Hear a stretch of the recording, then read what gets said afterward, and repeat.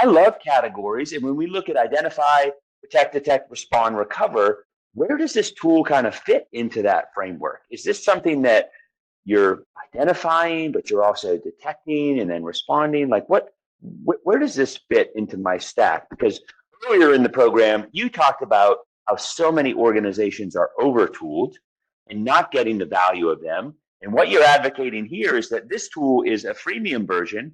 I can go get it, I can put it in, and it's going to provide high value to my organization. But tell me where this fits. I know it's not a SIM. I know it's more of an inspector. It's not a piece of software that I have to update and patch and all that kind of stuff. Where does it fit into this categorical index of what we have so come to love as mutual organizations? Yeah, I'll say that it fits most squarely in the identify area, right? It helps you identify where you might have some vulnerabilities within your tenant, where you might be able to tighten things down.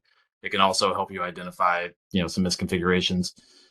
That being said, you would ideally use this to protect, right? So this can be a conduit to helping you protect, but it doesn't do anything, so it's not going to protect. But I will say that it can help detect a little bit, right? So if I had to choose, I would say identify is the main one, but it can also get into that detect a little bit because we do have some inspectors that will go look for email forwarding rules, for example, or inbox rules. So if you go run it and I see that, oh, now all of a sudden I didn't know this, but Paul Imey has some inbox forwarding rules that forward all of my emails to Soteria with two R's. Right. Then I'm going to detect that something is awfully wrong and not Got what it. to do, right? So it can Well, do that. what you're saying is your organization has constructed a tool that operates in three different verticals here on this graph. That's a bold statement. Yeah, I would say two with, and you could argue protects maybe a little bit. So Okay, identify and detect is really more of it, but good. you can make an argument for protects.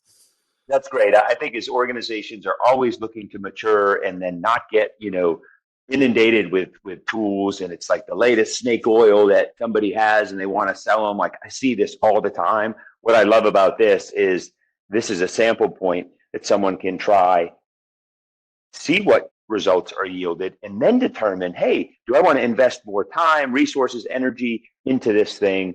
But really important just to make sure our audience knows where this kind of fits, and that it's not a tool to help you recover. Although you said in an earlier segment that you guys often, when you get into an incident, the first thing you do is run this thing, right? So you can kind of narrow down where you think there may be chinks in the armor, so to speak.